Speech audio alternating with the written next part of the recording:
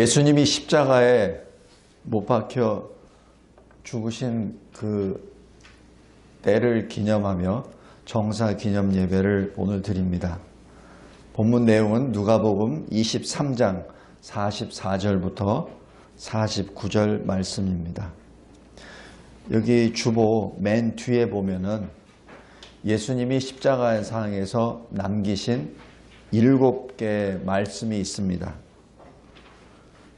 여기서 오늘 본문에서는 6번째, 아버지 내 영혼을 아버지 손에 부탁하나이다 라는 그 말씀을 중심으로 오늘 본문을 보겠습니다. 44절 보면은 때가 제 6시쯤 됐다고 합니다. 그것을 현대 시간으로 하면은 정오가 되죠. 그래서 정오부터 오후 3시까지 해가 빛을 잃고 온 땅에 어둠이 임합니다. 오늘 여기 이 본문에서 3개의 큰 이적이 나타나는데 그 중에 하나가 바로 이 44절입니다. 3시간 동안 해가 빛을 잃습니다. 이 어둠이라고 말하는 것은 하나님의 초자연적인 역사입니다. 죽음의 어둠입니다. 그리고 슬픔의 어둠이요, 심판의 어둠입니다. 여기서 심판이라고 얘기하는 것은 예수님이 심판을 받는 것이죠. 근데 예수님의 죄 때문에 심판을 받는 것이 아니라 저와 여러분의 죄 때문에 심판을 받는 것이죠. 그래서 예수님이 심판을 받으시는 것은 하나님의 어린 양으로 죄가 없으시지만 모든 인류의 죄를 다 입고 저주의 십자가에 달려 심판을 받으시는 그 모습입니다. 바로 이날 해가 빛을 잃은 바로 이때 이 스바냐 1장 15절에 이렇게 기록합니다. 그날은 분노의 날이요 환난과 고통의 날이요 황폐와 패망의 날이요 캄캄하고 어두운 날이요 구름과 흑암의 날이요 라고 기록합니다. 바로 이 날이 오늘 우리가 묵상하고 묵도하는 이 예수 십자가 죽으심의 그 때입니다. 베드로전서 2장 24절에 성령께서 사도 베드로를 통하여 이렇게 말씀하십니다. 우리 주님이 친히 나무에 달려 그 몸으로 우리 죄를 담당하셨으니 라고 기록합니다. 주님이 친히 우리 죄를 담당하셨습니다. 왜냐하면 우리로 죄에 대하여는 죽고 의에 대하여 살게 하려 하심이라. 바로 우리에게 죄를 씻어주시고 대신 우리에게 새 생명을 주시기 위함입니다. 이것이 이중전가입니다. 우리의 죄를 주님이 가져가 주시고 주님의 의가 우리에게 오는 이중전가의 효과요 역사입니다. 두 번째 이적은 바로 성소의 휘장이 위로부터 아래로 가운데로 다 찢어졌다는 사실입니다. 성소가 무엇이죠? 성소는 성소 안에, 성막 안에 성소가 있고 그 다음에 지성소가 있습니다. 이 성소에는 24시간 항상 불이 켜 있는 밝은 곳입니다. 대신에 이 지성소는 그거는 흑암입니다. 거기는 빛이 없습니다. 다시 얘기해서 이 지성소 안에는 어느 누구도 들어갈 수 없습니다. 지성소 안에는 언약궤가 들어가 있고 언약궤 위에 이 속죄의 소가 있고 그리고 이 언약궤를 위를 그룹 천사 둘이 덮고 있는 그 형상입니다. 그래서 이 과거의 유대교에 의하면은 1년에 딱 한 번 대제사장이 한 번 들어갑니다. 그래서 이 속죄 양의 그 피를 가지고 그 속죄소에 뿌리면서 자기뿐만 아니라 모든 그 유대 백성들의 죄 문제를 주님 앞에 고하고 죄 사함을 얻는 그런 예식을 하게 됩니다. 그런데 그 휘장이 둘로 나누어졌다, 찢어졌다는 사실은 엄청난 역사입니다. 아무도 감히 들어갈 수 없는 그 속죄소에, 그 속죄소라고 얘기하는 것은 바로 하나님의 임재를 상징합니다. 죄를 사해 주시는 분은 유일하게 하나님이신데 바로 하나님이 계시는 그곳에 문이 열렸다는 것을 의미합니다. 그 문, 사람이 들어갈 수 없는 그 문은 창세기 3장으로 바로 연결이 됩니다. 아담과 그 아내가 에덴으로부터 추방을 당하고 난 다음에 하나님께서 명령하시죠. 두루 도는 화염검과 구룹천사를 생명나무 길에 두고 어느 누구도 생명나무 길을 들어갈 수 없도록 만드십니다. 하나님의 명령입니다. 그 조치입니다. 그 이후부터는 어느 누구도 살아서 생명 있는 자가 생명나무에 가까이 근접할 수도 없고 들어갈 수도 없습니다. 바로 그 사건이 이제 예수님의 십자가 죽으심으로 말미암아 성소의 휘장이 둘로 나누어짐으로 인하여 그 길이 열렸다는 것을 의미합니다. 과거에는 어느 누구도 들어갈 수 없었던 그 길을 주님이 그 길을 열어놓으신 것이죠. 이 성소와 지성소 사이에 있는 휘장은 크기가 대략 높이가 9m 그리고 폭이 9m입니다. 다른 휘장은 이 가운데가 열려 있습니다. 그래서 제사장들이나 통과할 때 가운데를 열고 들어가게 되어 있는데 성소와 지성소에 있는 휘장은 통짜로 되어 있습니다. 그래서 지성소로 들어갈 때는 옆으로 들어갑니다. 가운데로 못 들어가고, 왜냐하면 가운데 없기 때문에, 아예 통짜로 되어 있기 때문에. 그런데 그 휘장이 위에서 아래로 찢어졌다는 것을 말합니다. 폭이, 이 두께가 2.5cm 정도 되기 때문에 그 무게도 그렇고, 그리고 인력으로 지성소 앞에 있는 그 휘장을 찢을 사람도 사실 없습니다. 높이가 9m이기 때문에 대략 3층 높이입니다. 근데 그것이 찢어졌다는 것이죠.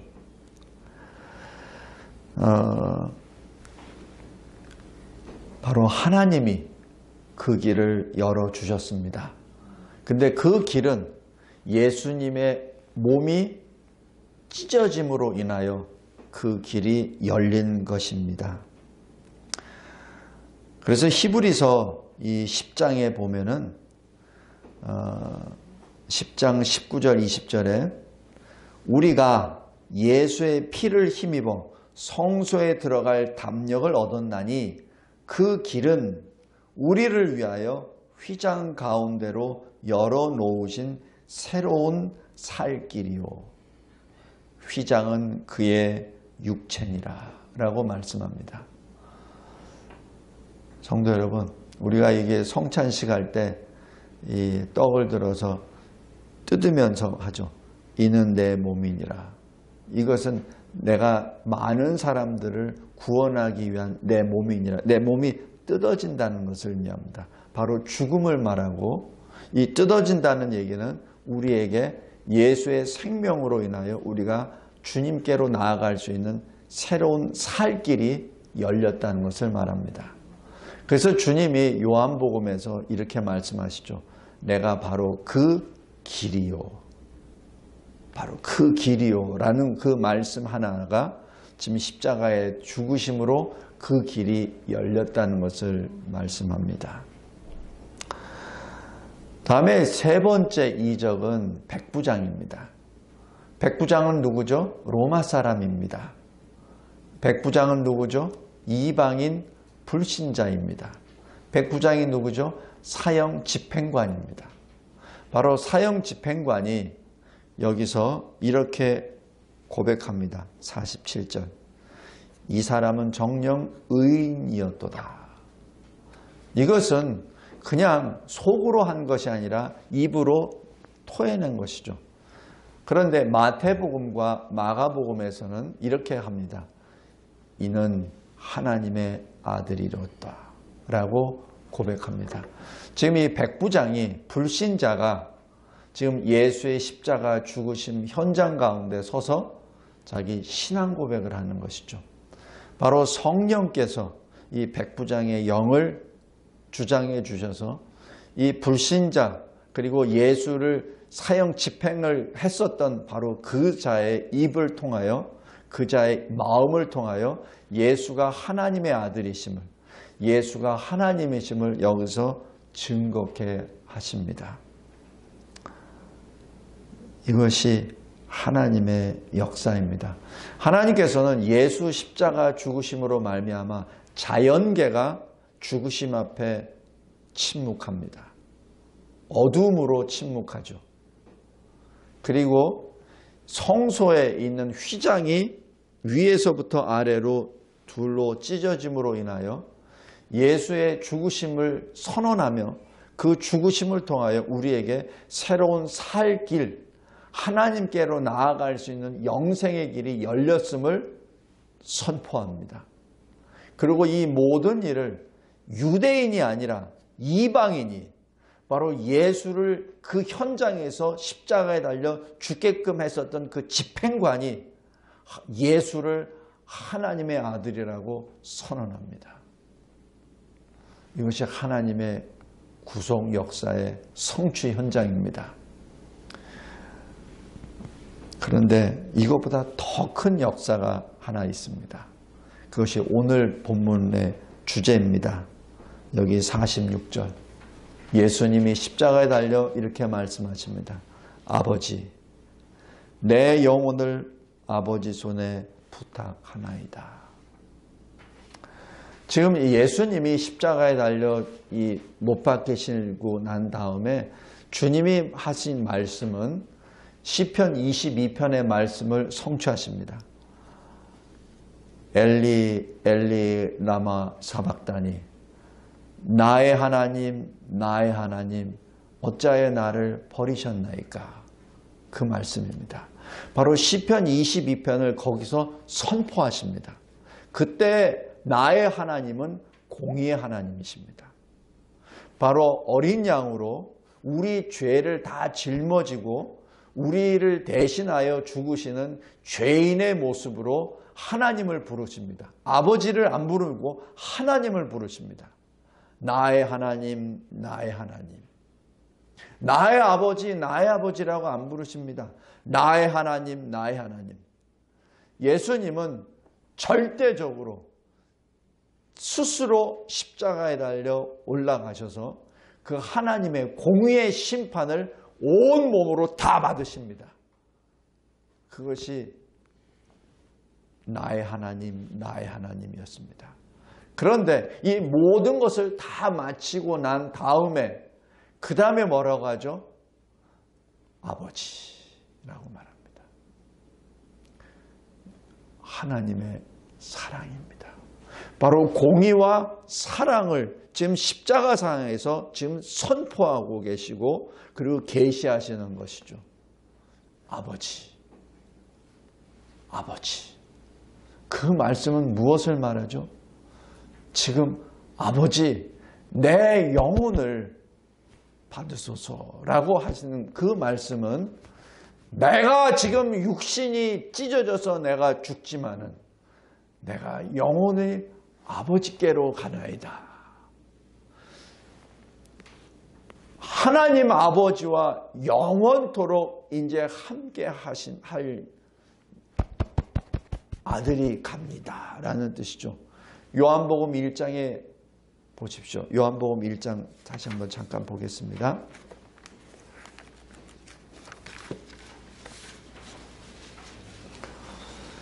요한복음 1장 1절에 태초에 말씀이 계시니라. 이 말씀이 하나님과 함께 계셨으니 이 말씀은 곧 하나님이시니라 라고 기록합니다. 여기서 바로 성자 하나님의 위치, 성자 하나님의 그 존재가 여기에 기록됩니다.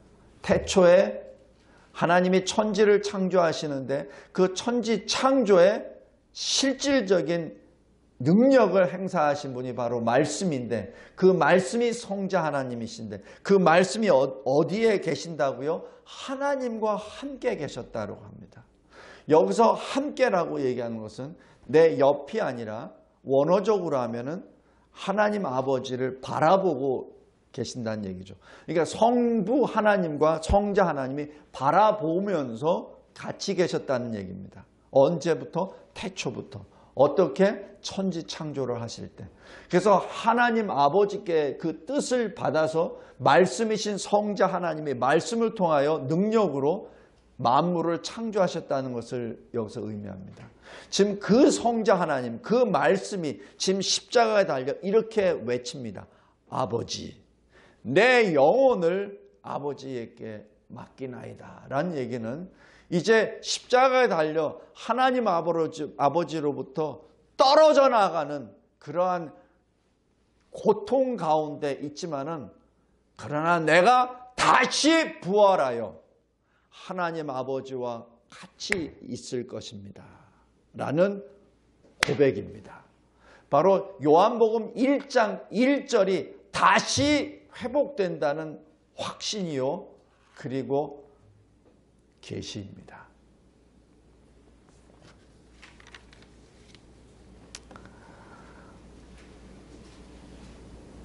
성도 여러분, 오늘 여기 본문에 나와 있는 예수의 십자가 죽으심에 커다란 이적이 세 가지가 있습니다. 자연이, 그리고 성소의 휘장이, 그리고 이방 백부장이 예수를 하나님의 아들이라고 증언합니다. 구주라고 증언합니다. 그러나 주님이 친히 마지막 그 순간에 스스로를 계시하시며 그리고 우리에게 소망을 주십니다. 비록 주님은 저주의 십자가에 달려 죽으시지만, 그러나 그의 한마디, 아버지, 그 한마디가 우리에게는 부활의 소망이요, 우리에게는 천국의 소망입니다. 이것이 바로 우리 구속 사역의 성취 현장입니다. 구속의 성취요, 구약의 성취입니다. 여기서 46절에 예수께서 큰 소리로 불렀다라고 기록합니다. 그리고 이 말씀을 하신 후 숨지셨다라고 기록합니다. 제가 전에 몇 번 이 정사기념 예배 때 말씀을 드렸는데, 십자가상에서 마지막 죽는 그 사형수의 모습은 소리를 지를 수 없는 형편입니다. 소리를 지를 수 없습니다. 이 십자가에서 죽는 그 죄수의 그 마지막 숨은 이 질식사입니다. 고통은 고통대로 되어 있는데 질식사입니다. 매달려서 이 호흡이 끊어지는 그 숨입니다. 그 호흡이 끊어질 때까지 이 발등에 있는 그 못의 고통과 이 손에 다닌 못의 그 고통으로 이 호흡을 하려고 이렇게 일어서려고 하면은 바로 발등에 찍힌 못 때문에, 고통 때문에 다시 주저앉아 버립니다. 그래서 십자가에 달려 죽은 사람의 모습은 바로 이렇게 죽습니다. 그래서 소리를 지를 수가 없어요. 지를 수가 없습니다. 그러나 여기 46절에 예수께서 큰 소리로 했다는 그 자체가 바로 이 백부장이 정령 의인이로소이다 라고 고백했었던 증거이기도 합니다. 여기 공관복음에 마태, 마가, 누가복음이 있죠. 이 공관복음은 사실 여기까지만 기록이 됩니다. 그런데 맨 마지막에 기록된 이 요한복음에서는 여기에 하나를 더 추가합니다. 요한복음에서는 이것으로 끝나는 것이 아니라 바로 내가 다 갚았다, 내가 다 이루었다라는 그 말씀이 여기서 추가가 되죠.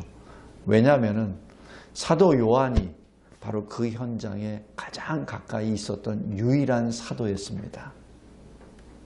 유일한 사도였습니다. 지금 여기 마태, 마가, 누가복음에 이 기록된 내용은 아마 그 십자가 상에 있었던 여자들 또 다른 사람들의 어떤 증언으로 기록이 됐겠지만은 사도들이, 그러나 사도 요한의 세 개의 복음서를 다 아마 읽었을 거예요. 그리고 90세가 넘어서 다시 한번 성령의 감동함을 받고 그때 자기 자신의 눈에 비쳤었던 예수, 그때 사도 요한의 나이는 아마 20대였을 겁니다. 20대 자기 눈에 있었던 그 예수를 다시 한번 기억합니다. 그리고 그것을 사도 요한 복음으로 다시 이것을 완성을 시키죠. 예수님이 하신 말씀은 아버지 내 영혼을 아버지 손에 부탁하나이다 라는 그 말씀 이외에 또 다른 말씀을 남기셨습니다. 그것이 다 이루었다. 다 이루었다.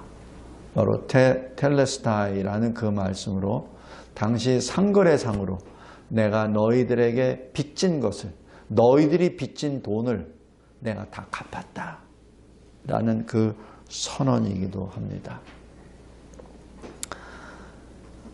말씀을 맺겠습니다.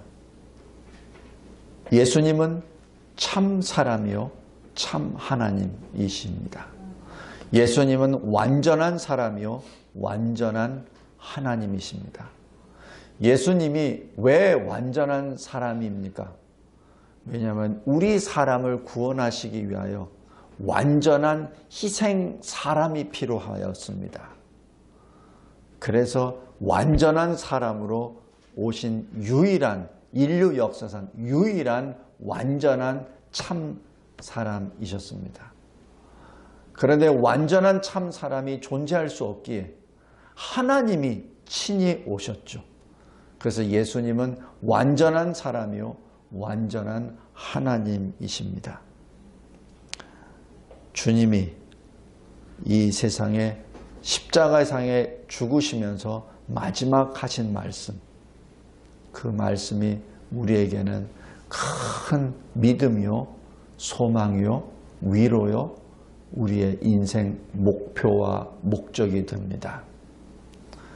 주님이 말씀하십니다. 내가 다 이루었다.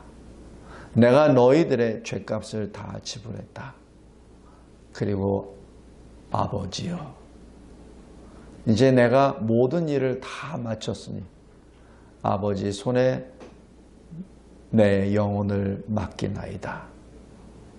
모든 것은 아버지께서 나에게 맡기신 바로 아버지의 백성들, 나의 백성들을 이제 나의 피로 구원함을 받게 하옵소서.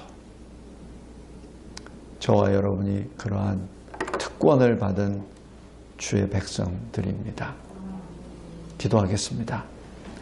하나님 아버지 감사하고 감사합니다. 하나님께서 이 세상에 보내주신 우리 주 예수 그리스도, 우리 주님의 죽으심을 목도합니다.